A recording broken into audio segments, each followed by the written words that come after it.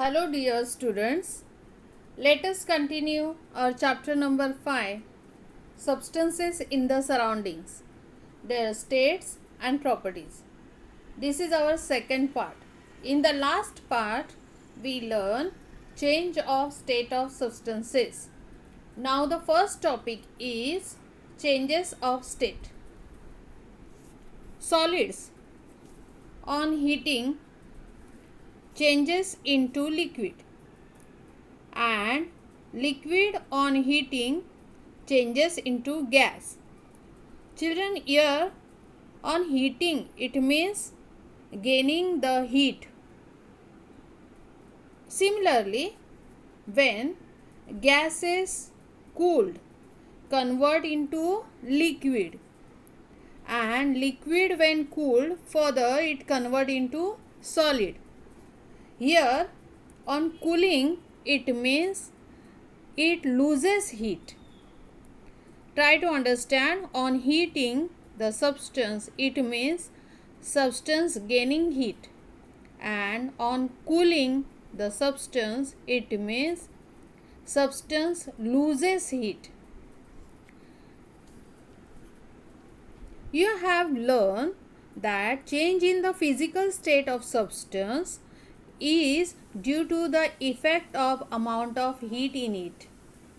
On gaining heat, the substance changes from solid to liquid and liquid to gas. On the other hand, when the substance cools or loses heat, it changes from gases to liquid and liquid to solid state. Can you tell, children? Does water change into vapor the moment we place the vessel on stove? No.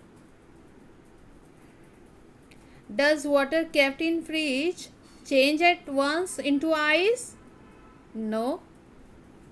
A specific amount of heat must be gained or lost before the state of substance can change. The change in physical state is determined by how hot the substance becomes on gaining heat or how cold on losing it. Let's see the temperature and a thermometer.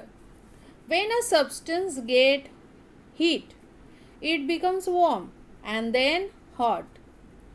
We put our hand or finger in the water to judge how hot it is, but that is not an accurate measure. Besides, if the substance is very hot, we could get scalded. A thermometer is used to measure temperature. Degree Celsius is the unit of measuring temperature. There are several types of thermometers available in market. Nowadays, digital thermometer is frequently used. See, here are some examples of the substances and their temperature whichever were recorded. Now we will see all these things, means you can understand these things with the help of practical or one experiment we are going to do. See here, boiling water temperature is 100 degrees Celsius, freezing water 0 degrees Celsius, and many more. Body temperature is approximately 37 degrees Celsius. Children, let's do one experiment. Take a thermometer from the laboratory. The bulb at its lower end is filled with mercury. The mercury rises to a certain level in the capillary tube above the bulb. You will see a scale next to the mercury column. Reading the figure near the level of the mercury tells us the temperature of air around the bulb of the thermometer. Let's start. Observe the bulb, the capillary tube and the scale of the thermometer. Take a beaker containing ice cold water and label it at A. Immerse the bulb of the thermometer in ice cold water. Observe the mercury level on the scale of the thermometer. See, 0 degrees Celsius. Do not remove the thermometer from the beaker until you record the reading. Take another beaker containing lukewarm water and label it B. Immerse the bulb of the thermometer in lukewarm water. Again, observe the mercury level on the scale of the thermometer. It is 47 degrees Celsius. Ensure that the bulb is completely immersed in water. Take another beaker containing hot water and label it C. Immerse the bulb of the thermometer in the hot water. Once again, observe the mercury level. It is 80 degrees Celsius. You must have observed that the mercury level drops to 0 in ice cold water, and boiling water temperature is always 100 degrees Celsius. In this way we can record temperature. Air temperature during winter nights less than 15 degrees Celsius. Air in summer afternoon is more than 35 degrees Celsius. Inside a fridge, temperature always less than 5 degrees Celsius, and inside the freezer, temperature less than minus 18 degrees Celsius.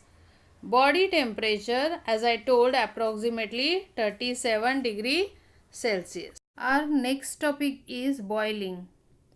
When water is heated, its temperature gradually rises. See in the diagram, temperature increases slowly. First 20 degrees Celsius, then 50 degrees Celsius, then 100 degrees Celsius. At the same time, process of evaporation takes place. With the increasing temperature, the rate of evaporation becomes faster. It means temperature will increase, then rate of evaporation also will increase. Water is continuously evaporating. See in the picture, we know that water spilled on the floor dries up slowly on its own. This evaporation occurs from the surface of the water. If water is continuously heated at 100 degrees Celsius, we can see bubbles rising faster and faster. Evaporation takes place in all parts of the body of water. This is called boiling of water or ebullition. I repeat, if water is continuously heated at 100 degrees Celsius, we can see bubbles rising faster and faster. Evaporation takes place in all parts of the body of water. This is called boiling of water or ebullition. Boiling point of pure water is thus 100 degrees Celsius. Next is condensation. Upon cooling, the vapor turns back into liquid. This process is called condensation. The temperature at which condensation takes place is called condensation point. For pure water, condensation point is also 100 degrees Celsius. See, boiling point and condensation point of water is same. That is 100 degrees Celsius. Why it is so? When water bubbles start at 100 degrees Celsius, steam form. That vapors cools and convert into water. So, condensation of steam also takes place at 100 degrees Celsius. Therefore, boiling point is equal to condensation point. Children, let's try this. This activity is there on page number 35. You observe the diagram. I am reading all these things, so you will understand. Take some water in a beaker and place a thermometer in it. Heat the beaker on a spirit lamp. Note the boiling point of water. Repeat the activity. adding salt or sugar to the water and note the boiling point again. Means first time water is there in the beaker, boil it and note the temperature. And next time you will add salt and sugar in water and note the boiling point again. What do you infer from it? Means what is the conclusion? See, after addition of sugar or salt into the beaker or water, the boiling point of water will increase. Children, you know already boiling point of water is 100 degrees Celsius. It will increase after addition of sugar or salt, because addition of sugar or salt results in decreased vapor pressure of water. So, it increases boiling point of water. Children, you understood all these things? Thank you.